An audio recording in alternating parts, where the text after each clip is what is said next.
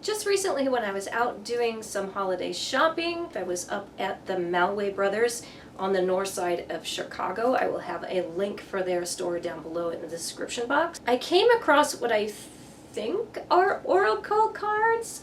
This is the Fairy Tale Lenormad with artwork by Lisa Hunt and written by Arwen Lynch. So here is that. I haven't even opened this. We're just gonna see what this is. Ooh, it's so cute. It's got a little frog on there. It's this box, like, okay, I was born in the month of July, which is the sign of Cancer, and Cancers have a tendency to really like boxes. So this came in like this really cute metallic box, so it's just making me happy beyond belief. I've got these little itty bitty cards that are wrapped, and then I have this little guidebook. So it's so teeny and cute! Goodness sakes, it's like, I love it! Dedicated to all who have ever dreamed of riding a unicorn, dancing with fairies, fighting the dragon, or winning the hand of the prince or princess. Are you ready to peer into your own fairy tale through the reflective eyes of the Fairy Tale Lenormad, as told through the mirrors of familiar childhood fairy tales? This sounds right up my alley. I cannot wait to see what this is all about. And hello, my fair friends. I'm Ruby Ruse, and welcome to Fairy Fortunes, where I talk about fairy folklore and my personal journey with fairy faith spirituality. Now, some people in the magical community do like to bully other magical creators by calling them fluffy bunnies, and that does tend to get me a little bit heated, so occasionally in my videos I do drop what I call a bunny bomb to highlight some controversial facts. It sounds like this is an oracle deck.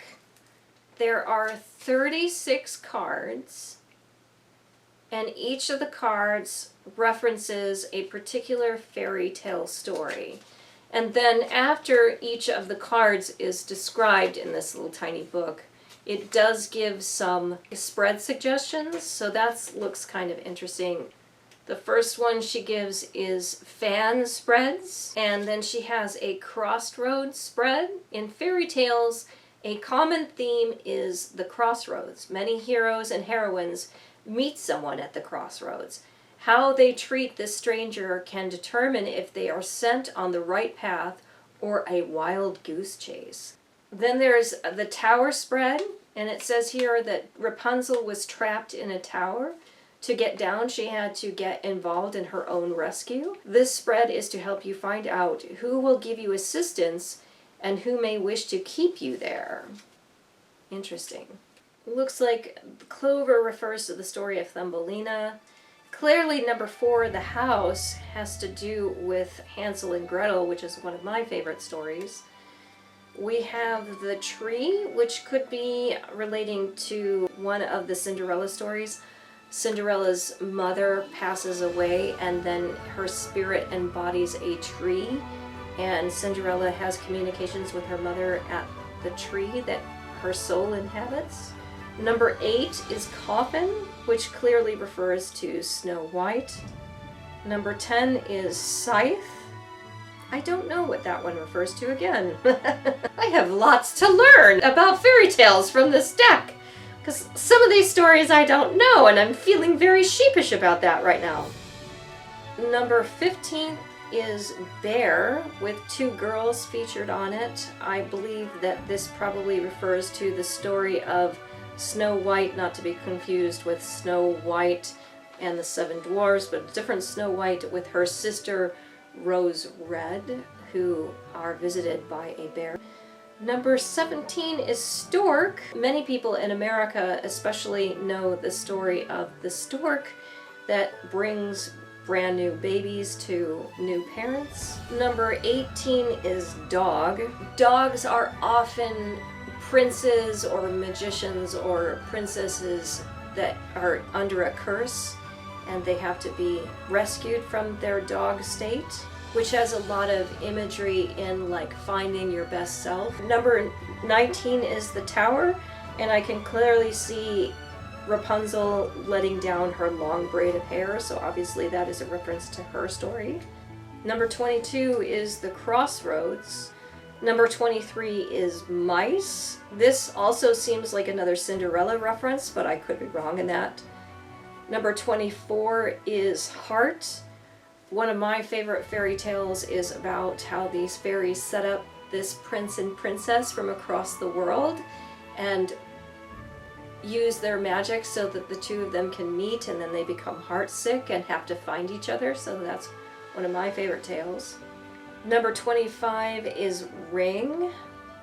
It also has imagery from a lamp in there, so it might have some Middle Eastern Aladdin and his lamp stories and Scheherazade references there. Number 16 is Book, which has the word grimoire on it, but I find it interesting the picture on the grimoire is actually Puss in Boots, which makes me happy because actually my family to some extent used Mother Goose as a grimoire, so that's a very interesting card for me. Number 27 is Letter, which is featured in a basket with a wolf in the background. It also seemed to have Little Red Riding Hood references. Number 28 is Gentleman. I have two gentlemans. I wonder why there are two gentlemans. There's a gentleman with the spirit of a tiger, and then we have a gentleman who is clearly a prince. And likewise, there are two 29 cards. We have a lady of lower class, a Cinderella-like person, and then we have 29 lady as well, clearly a princess of higher class. Number 30 is Lilies, which features a lily pad and a frog wearing a crown, so that is clearly a reference to the Frog Prince. 31 is named Sun, but clearly has a reference to Sleeping Beauty on it. There's a lot of Cinderella imagery going through here. Cinderella has been featured on multiple cards, and here we have her again with the moon and her pumpkin chariot to the ball. Number 33 is Key. I love keys. Fairies are very enamored with keys. Keys to them are innately magical tools because they open portals, so I love seeing a key in this deck. So these are tiny little cards here, but the imagery on them is quite packed. You gotta love that. Like, they're really beautiful cards. It's so cute! I also really like the feel of them. They're super tiny, but I think they have a great weight. I'm finding them very easy to shuffle, which isn't always the case when you open a brand new deck of Oracle or Tarot cards.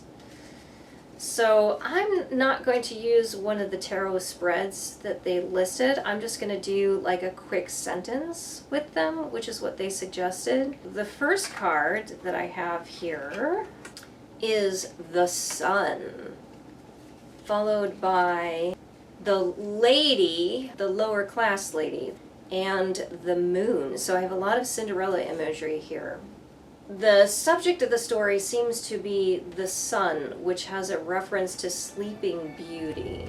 But in the middle here, we have Cinderella herself. So if she is the Sleeping Beauty, then it's all about perhaps her finding herself outside of the relationship, about being her own person, and maybe not relying on other people to be responsible for her, to wake her up, if you will. In the moon, the carriage is actually on its way to the prince. Well, we could put this in context to my life. So last year, I had a job and I left it. So I had this job that very much dictated all of my life. I was completely reliant on other people telling me what to do, even to the point of telling me when I could sleep.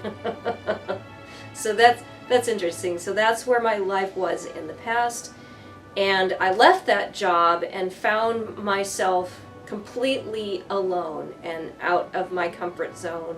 She's got all of these chores to do. She's got a pot boiling on the stove, and she's also got her tools for cleaning. What this suggests to me in context of my own life is that when I left my job, I had all of these great plans. Like, I was like, oh, I can like redo my house and I can get things in order.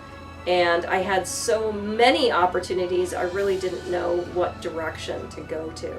And then we have Cinderella then allowing people to help her so that she can go explore a different castle. I'm not sure how I feel about running back into the arms of another man, if you will. I wonder what that means for me. But definitely this seems like a little fun little thing to play with and try and use with magic. If you like this video, you may also enjoy my review of the Labyrinth Tarot deck. And with that, my fair friends, have a magical day.